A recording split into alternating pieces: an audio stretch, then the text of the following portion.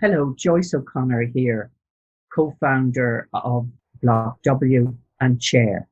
And I want to give you a warm welcome to this BlockW and IOB webinar series focusing on blockchain and emerging technologies. We are delighted to be working with Emer McBride and her team in developing this webinar series. You may well ask, what is BlockW? Well, BlockW is a female-led network whose mission is to create awareness about blockchain and emerging technologies. We want to show how blockchain can solve problems, help us redefine problems, and in many ways reinvent the future. But we're also interested in equity and diversity. We want to increase access to education and training around blockchain and emerging technologies. But today we're going to talk about a really interesting subject, beer, indeed craft beer, and Ireland's first blockchain craft beer, and ask the question, how can blockchain help create trust and transparency? And now I'd like to introduce you to the person who's going to answer all the questions, the co-founder of Downstream Craft Beer and the MD. His name is Shane McCarthy, and he has a very interesting career. His background is not in technology, it's in finance. He's worked in Australia, New Zealand, Dublin and London, and in New York City and Wall Street. And he'll tell you his story, how he suddenly at one Christmas decided to change his career, to look at the opportunities that were available around craft beer. And he will look at how blockchain has helped create trust and transparency around beer so that people can trust the source of where the beer comes from and what it does. So it basically tells the story of from barley to bottle. Shane, over to you. Hi, everyone. Thanks, Joyce and Emer. It's a great honor to come on to the podcast today and talk to you guys about Downstream Beer and tell the story of Ireland craft beverages. So let me start off by giving you a little bit of background about myself. Shane McCarthy, originally from County Down up in the Mourne Mountains, and actually have a background in finance and economics where I studied in Queen's University, later to go on and work, as Joyce mentions, in Dublin and across various financial cities everywhere from New Zealand to New York. And I recently found myself back in Cologne, which I'm sure we'll talk a little bit about. Cologne Distillery. All of these brands that we represent are very much about transparency. So to start you off, the story of Ireland Craft Beverages was founded by three guys, myself, Liam Brogan and Donald McGlynn, primarily to bring the world a true taste of authentic Ireland, to build a platform for small producers and independent suppliers to send their products across the world and to allow global consumers to get their hands on what we seen as an authentic brands and authentic suppliers, indie suppliers as some people might know them. So yeah, let's move on to Downstream Beer and why Downstream Beer used digital technologies in producing its beer. So I suppose, just to show you guys the websites that we work off and the platforms, Downstream Beer, you can find a little bit more about on downstream.io, and Ireland Craft Beverages is irelandcraftbeers.com, which again has the strapline around showcasing the true taste of Ireland. And again, I'll explain, I suppose, the importance of the evolution of the story from Ireland Craft Beverages and how it led to Downstream Beers. So where we saw the issue was the opaqueness in the industry, or pseudo craft beer, where there was a lot of pressure coming in from large commercial suppliers.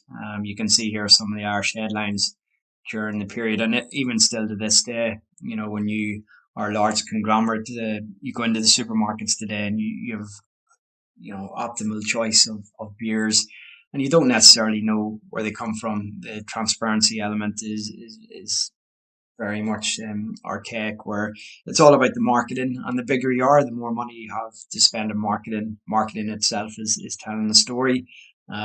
So, for us at Ireland Craft Beverages, we are representing all of these small suppliers, and we've seen them being squeezed quite a bit, and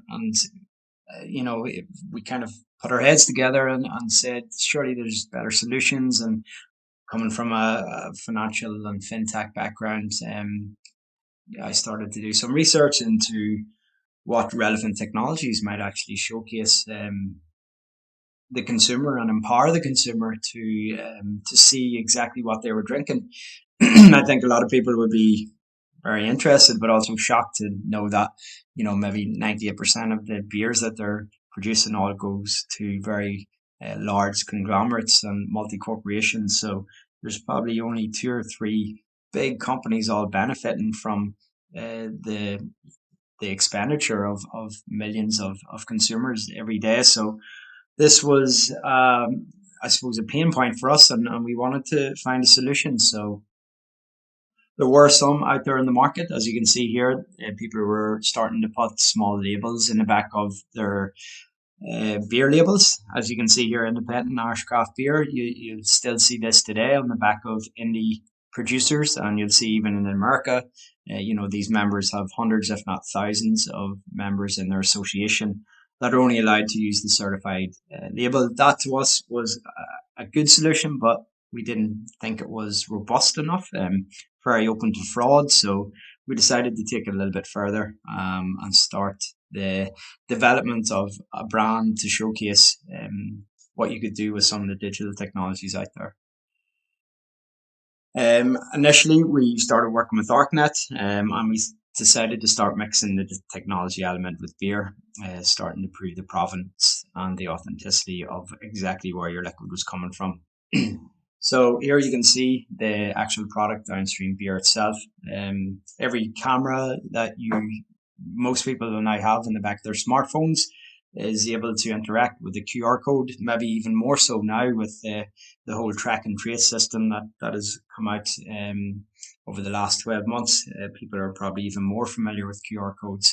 But for us, when we developed this in 2017, it was very much being used across countries such as South Korea and China, and we thought it was just an evolution waiting to happen.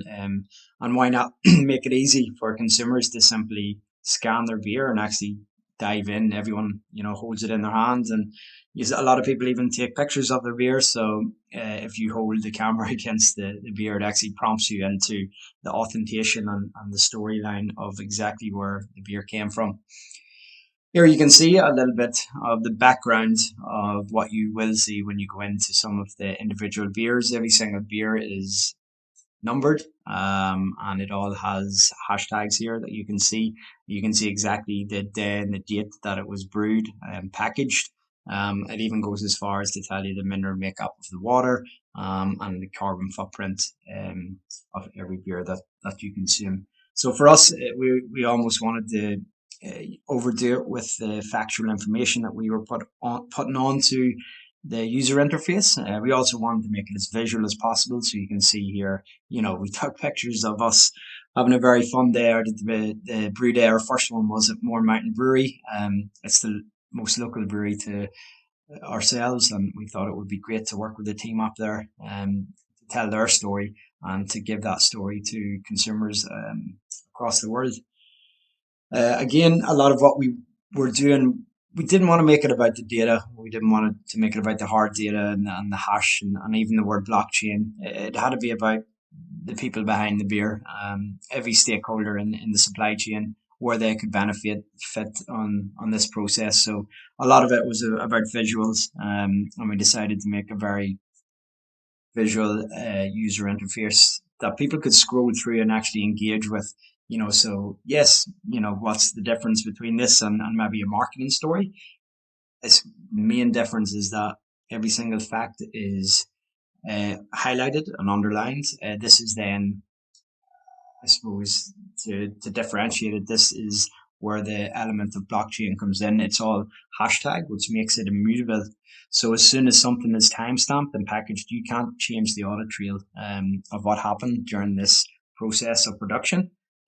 So every piece for us, we broke down the process of brewing into 6 steps here. So your packaging, conditioning, fermentation, kettle, mashing, and raw. So it is a, I suppose, educative piece alongside ensuring that the consumer can authenticate exactly everything that happened with the beer that they are now drinking in their hand. The other side of it was then making sure it was optimized for all platforms. So whether it was a mobile, tablet, or your iPad, your computer, laptop. And then, we also brought in some really visual video interactions, so showing actual drone and brew videos of the day. A lot of, I suppose, what people support is their locality, their provenance of where the beer comes from. And, this story did evolve into other breweries. Moore Mountain was the first brewery that we worked with. We then went on to brew out of Boyne Brew House in Drogheda. And, everywhere we went, we wanted to tell the story of Ireland. We wanted to tell the story of, where the water comes from, where the brewery, who the team are, who the brewer is himself. And, we thought that this would be a nice step in the right direction of giving trust through transparency and really empowering the consumer. I suppose for us to come back again, it was another nice, robust way of showing guaranteed support of local Irish business. It wasn't that kind of one or two multinational corporation that was getting hard-earned cash from, the local person in the streets. So for them, it actually allows them to go and guarantee that what they're buying is actual independent produce. The other sides of it are supply chain management, and that is maybe more to do with the Ireland Craft Beverages, where we had the ability to pick up the product and also send it to the consumer. So we could create the global supply chain and put that on, and put that onto the actual ledger itself. And that in itself allows good ability against anti-fraud. So, if you can completely trace your product to where it's supposed to go, a lot of what sometimes happens in industry is parallel trading. So what big brands will tend to find happen is they will send their product to a distributor, maybe in Asia or certain parts of the world, and what'll happen, it'll get parallel traded into another market that the brand won't know about, and it's all got to do with duties and taxes. But if you have that full transparency in your supply chain and you start to see people scanning your QR in another country or another destination, you can very quickly flag that up and ask the distributor. So there's many other forms and strengths and value adds to this level of transparency. But one of the things that we found was certainly in the supply chain management. This really lays out some of the advantages around digitization and beverages. With the brand owner themselves, they can actually get correct engagement. People that scan can obviously then email through to the email or maybe give feedback on how much they love the product. Then there's the area of taking it to the next level, where you might embed smart contracts. You could run very quick smart contracts over an audit trail of what you'd built. So say, for instance, if you maybe had some allergies and you quickly scanned the product and you it flagged up that it had maybe nuts in it, or it had, even some beers these days have some funky recipes, such as chocolates and milks. It very quickly tells you that it's maybe you shouldn't be drinking it, or maybe it has something in it that you weren't aware of. The other elements are the engagement side of it. So you've got scan throughs and augmented reality, where you can maybe step in with virtual reality glasses and actually take a tour of a local brewery or take a tour of a local distillery. So that they're all, I suppose, elements of evolution that you may see come into products as we step into a more digital world. The upstream of the data is also another really powerful side of it, where brands can use data analytics. It isn't something that we honed in on too much, but you can see here, we had very large engagement on our first run. The average scan of a QR used to be 2 or 3% on our downstream products. If it was upwards of 60% on some products. So it really showed us that consumers do want to know, they do want this level of detail. And why not give it to them if you have it? So, the upstream data element is really just like Google Analytics. You can do it in everyday Google, I suppose, and it's how some large corporations utilize of even consumers' data. But you can see your demographic and see, okay, actually maybe there's consumers out there that we weren't aware of actually enjoying our product, and let's try and reach them in a more in-depth way. So this is what the brand then evolved into. We've done many different variations of recipes, everything from session IPAs to juicy pale ales. We took what we seen as what we would love to drink. We didn't, as much as we wanted to showcase how great blockchain and how great digital technologies can be for authentication, we wanted it to be about the product, because at the end of the day, it has to be about the quality of the product, because consumers will not buy or engage in a product if it's not very, very good beer. So the product did evolve out into different recipes and had great reception from people who managed to get their hands on it. I suppose originally we were using ArcNet as our blockchain platform. We then moved to GPass, which is a variation. It's backed by Microsoft, and the reason that we moved into GPass was fundamentally down to cost. When you host all of this data and you constantly secure it, there's data storage, which I suppose it means that there is ongoing costs.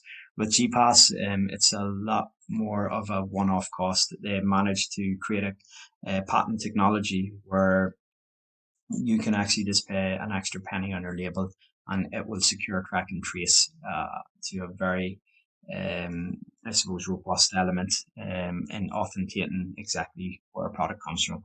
So I suppose to even summarize, if you can do it with beer, you can do it with anything.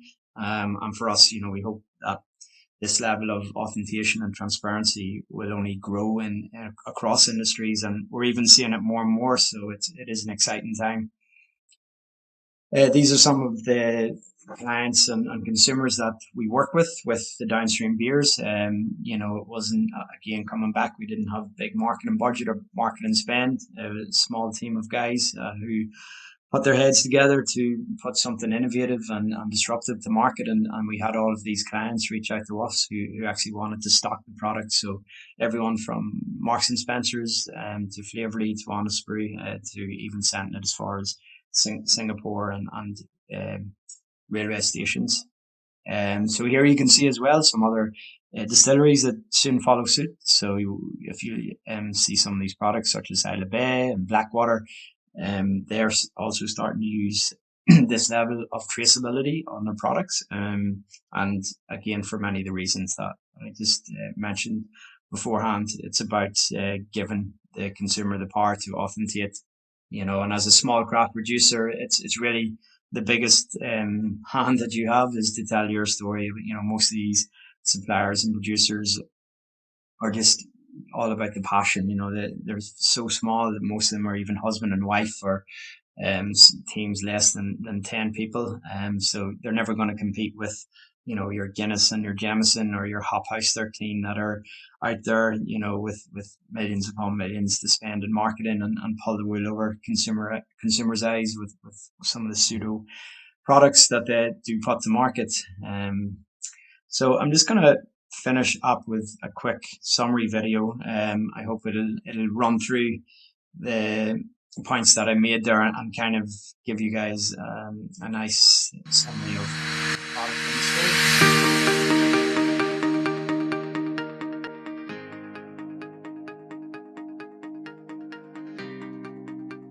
Downstream is the world's first beer to use blockchain technology to showcase everything you want to know about the beer, including its ingredients and the brewing methods.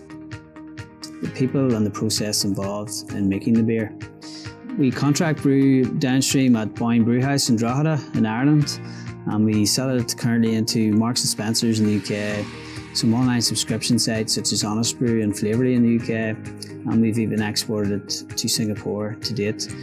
Our ambition is to make Downstream an exportable product across the globe, and so we're working on some new markets presently. The beers that we have to date in the Downstream range include Hybrid, which is an Indian Pale Lager, Token, a Session IPA, Autonomy, a Juicy Pale Ale, and Babel, which is a Pilsner. So on the front of our cans of Downstream there is a QR code, which most people don't really know what to do with the QR code, but nowadays there's a built-in feature on iOS cameras that it automatically picks it up. Or if you're an Android, you might need a QR reader the consumer can scan, and it brings them to a unique site that tells them when their beer was made. It's time-stamped and geolocated to the brewery. It tells you the people involved, all the events and raw materials, including their information like their batch codes. And it gives the consumer a lot of interactivity into how it was made. We'll always be looking for new beers to bring out and new ways of showcasing the story and the provenance of our products through digital storybooks.